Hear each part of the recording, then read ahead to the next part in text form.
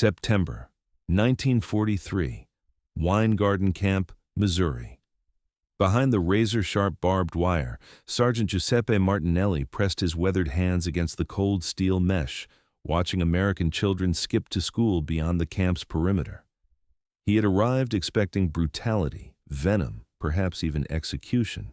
Instead, he encountered something far more disturbing: compassion from the adversary. Before we embark on this extraordinary odyssey, I would like to discover where you are experiencing this tale. Please take a moment to share in the comments which city and state you call home. And if this narrative has moved you, subscribe to our channel. These forgotten chapters of history deserve to be preserved and distributed.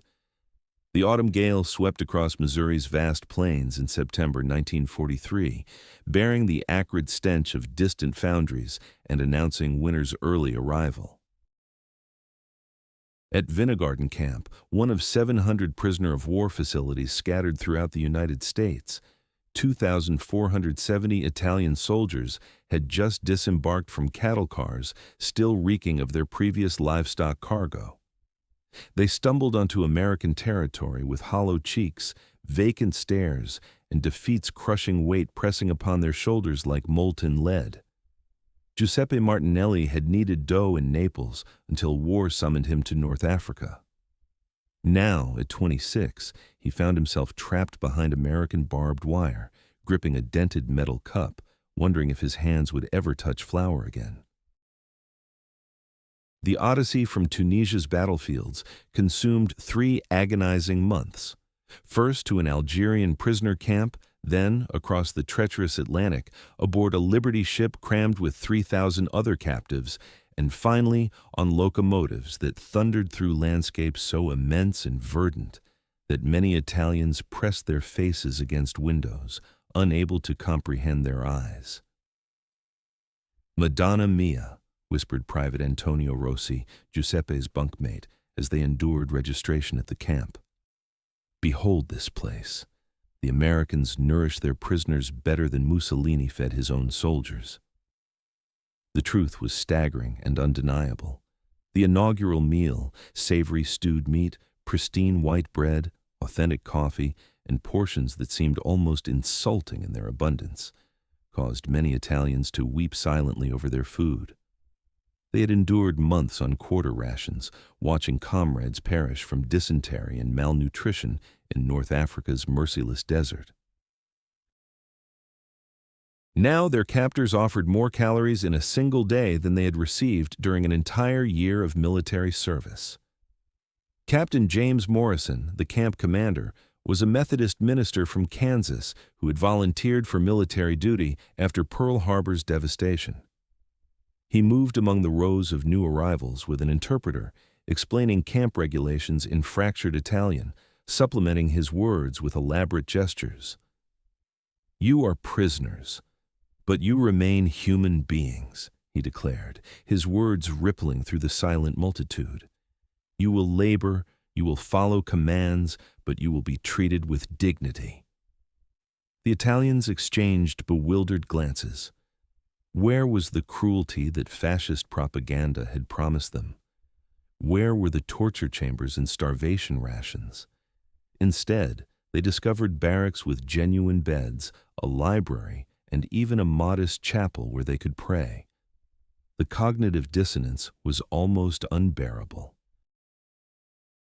Beyond the camp, the residents of Weingarten, Missouri, a town with a population of 1,470, observed with curiosity and apprehension as their new neighbors settled in. Mrs. Eleanor Hoffman, whose husband was fighting somewhere in the Pacific, found herself staring at Italian faces through the fence during her daily walks. Some appeared barely older than her own son, David, who was serving on a destroyer in the Solomon Islands. The camp was designed to accommodate 3,000 prisoners and was part of America's massive program to house enemy prisoners of war, which ultimately placed 425,000 prisoners from Axis countries, Germans, Italians, and a small number of Japanese throughout the nation. The logistics alone were staggering. According to the War Department's calculations, feeding, housing, and guarding these people cost $75 million annually. But keeping them in America was considerably cheaper than sending them back to devastated Europe or maintaining them in combat zones. For Giuseppe and his fellow captives, the first few weeks were a cautious dance of survival and adaptation. They were assigned to work crews. Some labored in camp gardens, others on local farms that desperately needed hands to harvest crops after so many young Americans had departed for war. The pay was symbolic, 80 cents daily in camp vouchers, but the work provided structure, and more importantly, contact with the world beyond the barbed wire. It was during one of these work details on the Hoffman farm 3 miles from Venegarden that the first crack appeared in the wall between enemies. Giuseppe was helping harvest corn when Mrs. Hoffman's elderly father, Heinrich, noticed the Italian sergeant struggling with a broken basket handle. Without uttering a word, the old German-American farmer extracted a piece of wire and demonstrated how to repair it, their hands working together in the universal language of practical labor. "Dankon," said Giuseppe, using one of the few German phrases he knew. Heinrich smiled. "Prego," he replied in Italian, having learned the word from his late wife, who was from Trieste. That evening, back in the barracks, Giuseppe lay on his bunk and stared at the ceiling. Everything he had been told about Americans, that they were cruel, materialistic, godless, seemed to crumble with each passing day. The guards were strict but fair. Food was plentiful. The locals, though cautious, showed no signs of hatred. Some even waved from their farmhouse windows as work crews passed by. But perhaps what disturbed him most was the gradual realization of America's industrial might. The prisoners heard it in the distant hum of factories operating 3 shifts. They saw it in the endless columns of trucks carrying cargo to train stations. They felt it in the very abundance that surrounded them, a nation that could afford to feed its enemies well while simultaneously supplying its allies across 2 oceans. Private Rossi, who had worked at the Fiat factory before the war, watched American planes flying overhead with the experienced eye of a man who understood manufacturing. "Giuseppe," he said quietly one evening, "do you know how many I counted today? 77 bombers in a single formation, flying to who knows where, and this afternoon, another 53 flew in the opposite direction." Giuseppe nodded grimly. He performed his own calculations. If this small Missouri town could effortlessly maintain a camp with nearly 3,000 prisoners, what did that reveal about America's overall power? How could Italy, which struggled to arm its soldiers with adequate rifles, hope to compete with a country that could deploy hundreds of bombers as casually as a man whistling while strolling down the street? The fence surrounding Vine Garden Camp was 8 feet high, topped with razor wire, and patrolled by guards with German shepherds. But as autumn days grew shorter, Giuseppe began to realize that the real barrier was not made of steel and wire. It was constructed of cognitive dissonance, shattered assumptions, and the slow, agonizing realization that everything he believed about this war might be wrong. October brought harvest season to Missouri, and with it, changes that neither prisoners nor their captors had anticipated. Local farms, deprived of young men due to military conscription, faced the prospect of losing their harvest at a time when the country needed every bushel of grain for military purposes.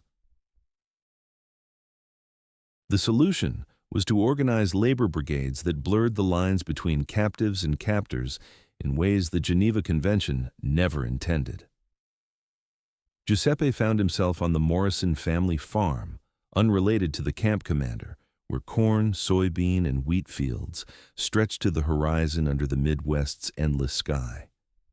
The work was exhausting, but after months of idleness in transit camps, the Italian soldiers threw themselves into labor with such intensity that they surprised their American overseers. They were not demoralized conscripts as propaganda portrayed them, but experienced farmers and craftsmen who approached their tasks with old-world precision. "Mamma mia, this machine!" exclaimed Corporal Vincenzo Pellegrino, running his hands over the John Deere combine with the reverence of a man touching a religious relic. In Sicily, his family had harvested crops with sickles and donkey-drawn carts. Here, one machine could accomplish the work of 50 men in half the time. "Giuseppe, look at this. Steel precision, and they have dozens of them." The numbers became impossible to ignore. The prisoners at Weingarten Camp worked on 47 different farms within a 20-mile radius. Each farm possessed equipment that would have been considered miraculous in Italy. Tractors that never broke down, combine harvesters that processed grain with mechanical efficiency, trucks that carried loads requiring entire convoys in their homeland. The prisoners calculated that a single Missouri farm produced more food than 10 farms of similar size in southern Italy. But it was not just the technology that impressed them. It was the abundance that seemed to permeate every aspect of American life. The guards consumed meals that Italian officers would have considered luxurious. Work crews were provided with gloves, boots, and tools of a quality that most Italian soldiers never possessed. Even the camp's German shepherds ate better than many civilians in fascist Italy. Maria Kowalski, whose Polish immigrant family settled in Weingarten in 1919, found herself supervising a brigade of 12 Italian prisoners who helped repair her barn. Her husband, Stan, was somewhere in France with Patton's Third Army, and her 2 teenage sons worked at a local munitions factory after school. The Italians worked with a skill that reminded her of the old craftsmen from her native country, whom her father spoke of with such reverence. "You build beautifully," she said to Giuseppe in broken English as he carefully joined the beams with wooden pegs instead of nails, conserving precious metal for military needs. "Are you a carpenter in Italy?" "Panettiere," Giuseppe replied, then gestured to show he made bread. "A baker." Maria's eyes softened. Since she was 12, she had baked bread for her family using recipes passed down from her grandmother in Krakow. That evening, she approached Captain Morrison with an unusual request. Could the Italian prisoners assist at the town bakery? The old Hermann Schneider, a German-American baker who had worked in Weingarten for 30 years, was struggling to keep up with orders, relying only on his arthritic hands and his granddaughter's after-school help. This request caused a minor diplomatic incident. Technically, using enemy prisoners in civilian food production was outside Geneva Convention scope, but these were extraordinary times, and Captain Morrison was a practical man. After consulting with his superiors and carefully reviewing security protocols, he approved a limited trial program. On a crisp November morning, Giuseppe and 3 other Italian prisoners walked through Weingarten streets under light guard, heading for the bakery on Main Street. Children pressed against school windows to see the enemy soldiers who looked nothing like the monsters in propaganda posters. Elderly women watched from their porches, their expressions shifting from suspicion to curiosity as they witnessed the prisoners' obvious excitement and humanity. Hermann Schneider was 72 years old, his hands twisted from decades of kneading dough and lifting heavy flour sacks. He had immigrated from Bavaria in 1895 and recognized something familiar in the Italian prisoners' approach to their craft.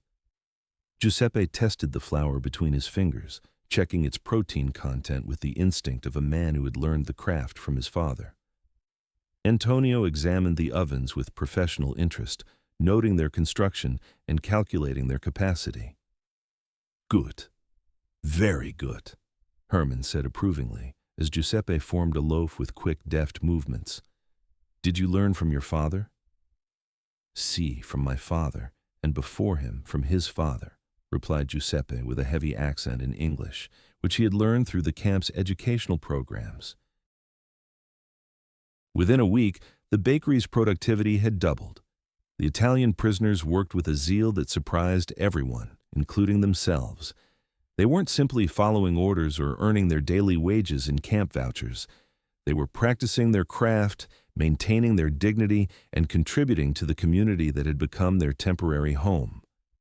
The bread they produced, a hybrid of Missouri ingredients and Italian techniques, became so popular that people began queuing before dawn. One afternoon, Mrs. Sarah Henderson, the Methodist minister's wife, struck up a conversation with Giuseppe as he waited for the last batch of bread to bake. Her son, Robert, was serving in the Army Air Force in Italy, and she had been consumed with anxiety ever since he mentioned flying over Naples, Giuseppe's hometown, in his last letter. "My boy is flying over your city," she said cautiously, her words tinged with shared anxiety. Giuseppe froze. He had seen American bombers over Naples, had hidden in shelters as the earth shook and buildings collapsed. But looking at this kind American woman whose son was risking his life in the skies above his former home, he felt only the terrible senselessness of war. "Naples is a beautiful city," he said slowly. "Your son is a good boy. He will come home alive." Mrs. Henderson nodded, tears filling her eyes. "And you will come home alive too, Giuseppe. This war cannot last forever."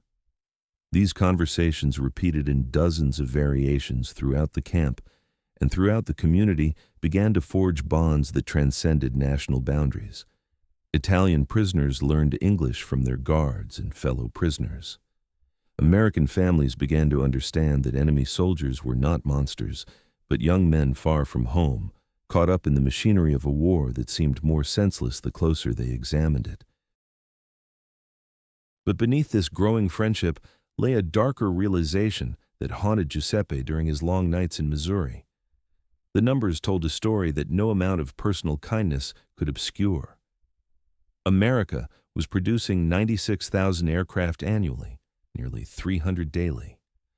The prisoners could see evidence of this rolling off assembly lines in St. Louis and Kansas City, endless streams of bombers and fighters that dwarfed anything Italy had ever attempted to produce. The camp's monthly statistical report, which Captain Morrison shared with the prisoners as part of his transparency policy, showed the staggering scale of America's production capacity. The United States produced 45,000 tanks annually, 2.3 million trucks, and 87,000 warships. The city of Detroit alone produced more military equipment in a month than Italy had produced during its entire involvement in the war. "We never had a chance," Private Rossi whispered one evening as he watched American freight trains carrying endless cargo eastward to Atlantic ports. They could fight this war with one hand tied behind their backs. Giuseppe nodded grimly. Every day brought new evidence of American abundance. Guards discarded clothes that would have been worth their weight in gold in Italy. Kitchen scraps from the camp mess hall could have fed families in Naples. Even the horses on local farms were better fed than the cavalry horses in the Italian army. However, against this backdrop of impressive American power, something unexpected was happening. The fence around Vine Garden Camp remained intact, but the barriers of hatred and suspicion were crumbling. Italian prisoners were invited to Sunday dinners at local farms. American children learned Italian phrases from prisoners working on their parents' land. Even under close supervision, romantic relationships began to blossom as some prisoners began writing letters to local women under the watchful eye of censors and escorts. This transformation was not without tension. Some townspeople remained suspicious of the growing camaraderie. Several prisoners struggled with feelings of guilt that they were being cherished while their compatriots suffered in Italy. But for most, the experience was unprecedented in the annals of war. A prisoner camp that resembled more a community of displaced persons where former enemies became, if not friends, then something approaching neighbors. As winter approached, Giuseppe found himself in a profound moral crisis. He had been taught to escape, return to Italy, and resume fighting for his country. But for which country? The Italy he had left was crumbling under Allied bombing and German occupation. The Italy he was discovering in letters from home was hungry, desperate, and increasingly disillusioned with Mussolini's regime. Meanwhile, here in Missouri, he baked bread for people who treated him with kindness, taught English to guards who asked about his family, and contributed to a community that had accepted him despite every reason to treat him as an enemy. The fence around Vine Garden Camp became less of a barrier and more of a symbol, not of division, but of the arbitrary nature of the boundaries that people draw between themselves and their supposed enemies. December 1943 arrived in Vine Garden with a ferocity that the old-timers had not witnessed in 20 years. Snow fell in thick curtains, transforming the Missouri landscape into a dazzling white expanse, and the temperature plummeted to 15 degrees below zero. In the Vine Garden Camp, Italian prisoners huddled around makeshift heaters, their thin blood struggling to adjust to the Midwestern winter, which seemed determined to kill anything that moved. But the cold was nothing compared to the news that arrived on December 18th in a bundle of letters that had been sailing across the Atlantic for 2 months. Giuseppe sat on his bunk and read the same few lines over and over again, his hands trembling, not from the cold, but from the words his sister Anna had written in her neat handwriting. Dear Giuseppe, Naples is burning. The Americans are bombing every day now. Mama is dead. The shelter on Via Roma collapsed. Papa tries to be strong, but I see him crying when he thinks no one is watching. There is no food. There is no medicine. The Germans are taking everything. I pray that you are safe. Wherever you are, I pray that you never see what has become of our beautiful city. The letter fell from Giuseppe's numb fingers. Around him, other prisoners read their letters with the same look of devastation on their faces. Private Rossi crumpled his letter and hurled it against the barracks wall, then immediately rushed after it, smoothing out the creases as if he could somehow undo the terrible news it contained. My brother, Salvatore, whispered Rossi, his voice barely audible above the wind howling through the cracks in the barracks walls. Dead, killed in action against the Germans at Cassino. Mother writes that he died cursing Mussolini's name. Similar scenes were playing out throughout the barracks as nearly 300 letters brought news of the catastrophe unfolding in their homeland. Italy had surrendered to the Allies in September, but the Germans had no intention of relinquishing the peninsula without a fight. The country was torn apart by rival armies, and Italian civilians found themselves caught in the crossfire of a war that had long since ceased to make sense to those who had to endure it. Corporal Pellegrino, a Sicilian farmer who admired American agricultural technology, looked at a letter from the priest in his village. The Allies have landed at Anzio, he said lifelessly, but the Germans are resisting. My village changes hands every week, sometimes the Americans, sometimes the British, sometimes the Germans. My wife and children are hiding in caves like animals. Captain Morrison found himself facing a crisis unlike anything he had experienced in his ministerial practice or military career. The atmosphere in the camp changed overnight, from cautious optimism to profound despair. Fights broke out among the prisoners who blamed each other for Italy's plight. Some cursed Mussolini for dragging them into a losing war. Others directed their anger at the Americans despite months of good treatment. They bomb our families, and they give us beef stew to eat, growled Sergeant Luigi Benedetti, a Milan factory worker who had previously maintained strict military discipline. How are we supposed to understand that? The question hung in the air like an accusation. How could they understand? The same B-24 Liberator planes that the prisoners watched flying overhead in endless formations were dropping bombs on Italian cities, killing Italian civilians, and destroying the very communities these men called home. Yet, here in Missouri, American farmers invited Italian prisoners to Sunday dinner and asked about their families with genuine concern. The contradiction became even more apparent when 3 days before Christmas, Mrs. Henderson approached Giuseppe at the bakery.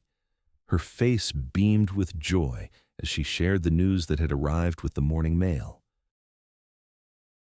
My Robert, she said, barely containing her excitement, he's safe. His squadron completed its mission over Naples, and he's been transferred to England. "Oh, Giuseppe, I wanted to thank you for the prayers you offered for him." Giuseppe looked at the American woman who had become like a mother to him, his mind struggling to process the information. Mrs. Henderson's son, the boy he had prayed for, worried about, grown attached to through his mother's stories, had dropped bombs on Naples while Giuseppe's mother was dying under the rubble on Via Roma. "Naples," Giuseppe said slowly, and the word tasted like ashes in his mouth. "Your son bombed Naples." Mrs. Henderson's joy faded when she saw the look on Giuseppe's face. "Oh my God," she whispered, and her eyes filled with tears of understanding. "Giuseppe, your family." He showed her the letter from his sister, watching her read the Italian words she didn't understand, but whose meaning was written on Giuseppe's devastated face. Mrs. Henderson began to cry, her tears falling onto the flower-covered counter between them. "I'm so sorry," she sobbed. "Giuseppe, I'm so sorry. This war, this terrible war. At any other time and in any other place, this scene might have played out differently. An American woman whose son had bombed an Italian city, standing face to face with an Italian prisoner whose mother had died in those raids. It should have ended in bitter recriminations, the collapse of any possible understanding between them. Instead, something extraordinary happened." Giuseppe reached across the counter and took Mrs. Henderson's hands in his flower-covered fingers. "Your son is a good boy," he said quietly. "He was following orders. My mother, his English failed him, but the meaning was clear. The war was the enemy, not the young men caught up in its machinery. The news spread through the camp and the town like wildfire. Some American residents were shocked by what they considered inappropriate sympathy for enemy soldiers. Some Italian prisoners accused Giuseppe of colluding with those who had killed his family. But for many on both sides, this moment crystallized what they felt, but could not put into words: the utter moral insanity of a system that turned ordinary people into enemies when the real enemy was war itself. The crisis was exacerbated when news arrived of a mass murder in the Ardeatine caves in Rome, where German SS troops executed 335 Italian civilians in retaliation for a partisan attack. Among the dead were Jews, resistance fighters, and random Romans who just happened to be in the wrong place at the wrong time. The prisoners learned that some of the victims were from Naples, possibly people they had known before the war. "We should have fought harder," Benedetti said, his former fury now turned inward. "We should have died in battle, not surrendered. Our people are being killed, and we are eating American bread." But Giuseppe, still reeling from his mother's death, thought differently. If we had died in battle, would that have brought back to life those who died in Rome? Would it have fed the children hiding in the caves, or would it have just added our bodies to the pile? The philosophical discussion that erupted in Barracks No. 7 that night would have impressed the professors at the University of Bologna. 30 Italian soldiers, most of whom had never been more than 50 kilometers from their birthplace before the war, argued about duty, honor, survival, and the meaning of patriotism with the passion of people who had seen their certainties melt away layer by layer. Private Rossi, whose brother had been killed in battle with the Germans, argued for a mass escape attempt so that they could somehow return and continue fighting. Pellegrino, a Sicilian farmer, insisted that their duty now was to survive and return home, to rebuild the country after the war. Others suggested that the best service to Italy would be to show the Americans that Italians were decent people who deserved friendship and help in the coming recovery. The debate was interrupted by an unexpected visitor. Captain Morrison entered the barracks alone, a violation of standard security protocols, and sat down on one of the bunks as if he were just another prisoner wrestling with unanswerable questions. "Gentlemen," he said in his careful Italian, "I have received orders from my superiors. Some in Washington believe that now that the Italian prisoners know the whole truth about what is happening in your country, they should be treated more harshly. There are those who believe that our friendship has gone too far. Silence fell over the barracks, broken only by the sound of the wind outside and the distant rumble of a freight train carrying military supplies eastward. "But I want you to know," Morrison continued, "that I have spoken out against this position. I told my superiors that you men are not our enemies. You are victims of the same war that took the lives of American soldiers and Italian civilians. And I want you to know that many people in this city agree with me." Giuseppe slowly stood up. "Captain Morrison, sir, we are grateful for your kindness, but perhaps what we are doing here is not right. My mother died from American bombs and I am eating American food. How can we explain this to God?" Morrison nodded solemnly. "Giuseppe, I don't have an answer to that question. As a priest, I should know it. As a military officer, I should know it, but I don't. I only know that kindness is never wrong, even in wartime, especially in wartime." He paused, looking around the barracks and at the faces of the men who had become more than just prisoners to him. "I also know that this war will end someday, and when it does, you will return to Italy. The question is, what will you take with you? Hatred of America or the understanding that Americans and Italians can live as friends?" The question hung in the cold air of the Missouri barracks like a challenge to everything the war had tried to teach them about enemies and allies, about nationalism and hatred, about the impossibility of mutual understanding across the boundaries that people create to separate themselves from their fellow human beings.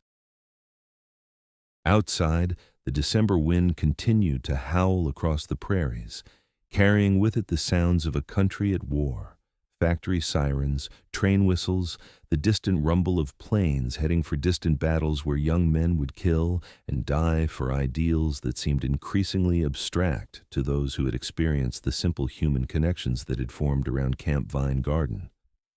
But inside Barracks Number 7, 30 Italian prisoners sat in silence, each wrestling with questions that would determine not only the rest of their captivity, but their understanding of what it meant to be human in a world that seemed determined to deny that common humanity at every turn. A turning point had arrived, but it was not the turning point everyone had expected. Instead of a rupture, there was a breakthrough. The realization that the real war was not between Americans and Italians, but between forces seeking to divide people and forces seeking to unite them in a common cause against the true enemies: hatred, hunger, fear, and systems that profited from dividing people with artificial boundaries. January 1944 brought clarity as harsh and relentless as the Missouri winter. The numbers had been accumulating for months, scattered throughout letters from home, overheard conversations among guards, and the relentless arithmetic of American industrial capacity that surrounded the prisoners every day. Now, as Giuseppe sat in the camp library, reading American magazines provided by the Red Cross, the full scale of the disaster facing Italy crystallized into undeniable reality. Before him lay the January 15th issue of Life magazine, its pages filled with photographs of the Italian campaign that made his hands tremble. Monte Battaglia, Monte Cassino, the Gothic line.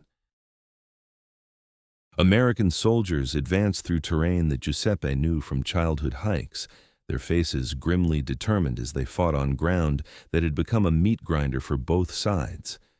The statistics in the magazine were presented impartially, without drama or bravado, which somehow made them more devastating than any propaganda. Aircraft production in the United States in 1943, 85,998 aircraft.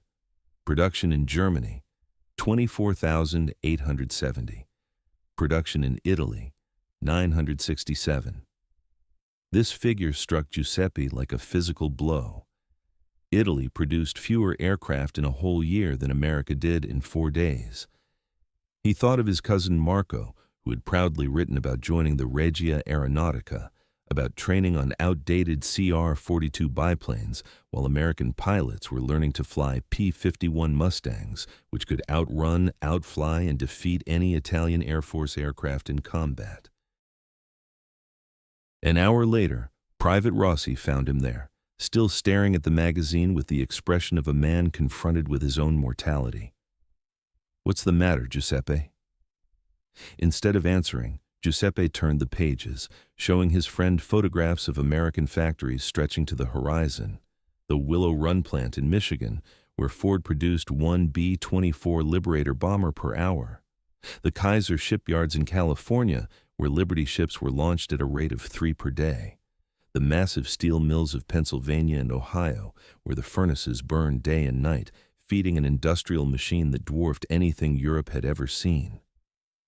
"Look at this," Giuseppe said in a barely audible whisper. "Tank production.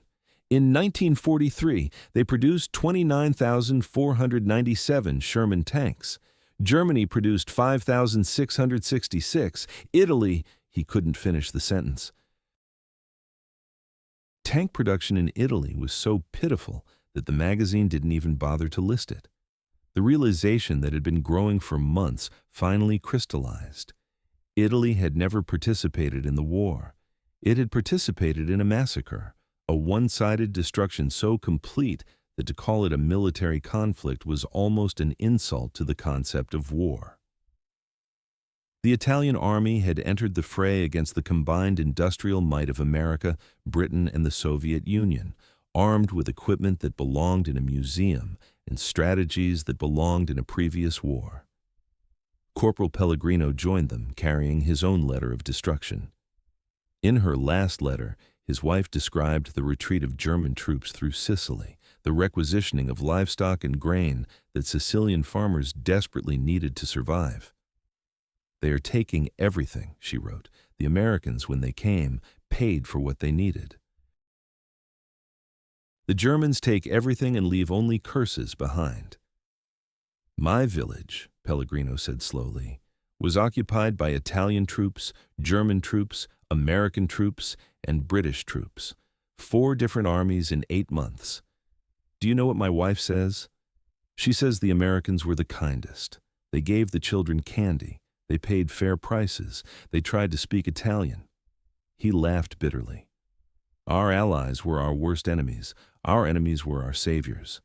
The conversation was interrupted by Captain Morrison, who brought news that 6 months ago would have seemed impossible. The War Department had approved a new program allowing Italian prisoners to volunteer to serve in non-combat units of the American forces. Those who took the oath were reclassified as Allied forces and could potentially serve in support roles during the Allied invasion of Europe. "The choice is yours," Morrison explained to the assembled prisoners. "No one will condemn you for refusing, but for those who want to actively help defeat Nazi Germany and liberate their homeland, this is your chance." This announcement divided the camp in half. Half of the prisoners saw it as an opportunity to redeem their honor by fighting alongside the Allies against the Germans who had enslaved their country. The other half saw it as collaboration with the enemy, as a betrayal of their oath as Italian soldiers, regardless of how the political situation had changed. Giuseppe found himself torn between 2 loyalties that seemed incompatible. His rational mind understood that Germany was now the real enemy, that Italian partisans were already cooperating with Allied forces throughout the peninsula. But his emotional heart rejected the idea of wearing an American uniform while his compatriots were dying under American bombs. The debates that flared up in the barracks that night were passionate but civilized, conducted with a philosophical sophistication that months of reflection and reading had developed in men who had never been encouraged to think deeply about political issues. Sergeant Benedetti, a factory worker from Milan, argued for collaboration with devastating logic. "What is loyalty?" he asked. "Is it loyalty to Mussolini who led us into this disaster? Is it loyalty to the fascist party which sold our country to Hitler? Or is it loyalty to Italy itself, to the Italian people who are suffering under German occupation?" He pointed to a stack of letters that had arrived that week. "My sister writes that German soldiers are raping Italian women. German officers are stealing Italian works of art. German commanders are ordering the shooting of Italian civilians in retaliation for partisan attacks. Tell me, which is more loyal? To fight alongside the Americans for the liberation of Italy, or to sit in this camp eating American food while the Germans destroy everything we claim to love? The argument was compelling, but Giuseppe was still torn. That evening he walked around the perimeter of the camp, his breath forming clouds in the frosty air, as he wrestled with questions that had no easy answers. The fence, which once seemed like a barrier between enemies, now felt like protection from a choice that would define the rest of his life. Mrs. Henderson found him there, wrapped in a blanket she had brought from home. Ever since she learned of his mother's death, she'd come to Giuseppe's fence almost every evening, bringing coffee and talking to him, which helped them both cope with the moral complexity of their situation. "You're thinking about the volunteer program," she said. It wasn't a question. "Si," Giuseppe replied. "Mrs. Henderson, how can I choose?" "If I become a volunteer, I will fight side by side with the son of the man who bombed my mother's city. If I remain a prisoner, I will do nothing while my people suffer under the German boot. Either way, I will betray someone I love." Mrs. Henderson was silent for a long time, watching her breath form clouds in the cold air. "Giuseppe, may I tell you something about my son, Robert? Something I've never told anyone, not even his father." Giuseppe nodded. When he was 14, Robert had a falling out with his best friend Tommy Morrison, the captain's nephew, to be precise. They quarreled over something silly, a girl, I think, and said terrible things to each other. They didn't speak for 2 years. Then Tommy's father died in a farming accident, and Robert was the first to come to them with food and comfort. He helped Tommy with the harvest, looked after the younger children, never once mentioning their quarrel. When I asked him why, he said something I will never forget. "Ma, sometimes being loyal to someone means being disloyal to your anger toward them." She turned to Giuseppe. "Maybe your loyalty to Italy means being disloyal to your anger toward America.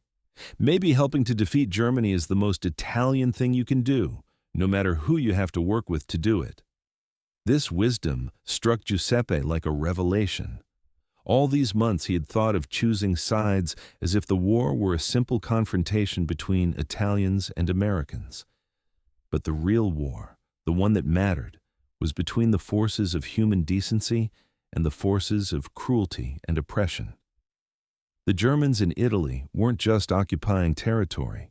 They were destroying Italian culture, Italian art, Italian lives. The struggle to expel them was not a betrayal of Italy. It was the deepest expression of Italian patriotism. The next morning, Giuseppe joined the line of volunteers outside Captain Morrison's office. Standing next to him were Benedetti, Pellegrino, Rossi, and 247 other Italian prisoners who had come to the same difficult decision. They were not betraying their country. They were serving it in the only way they could. The swearing-in ceremony took place on February 12, 1944, Abraham Lincoln's birthday.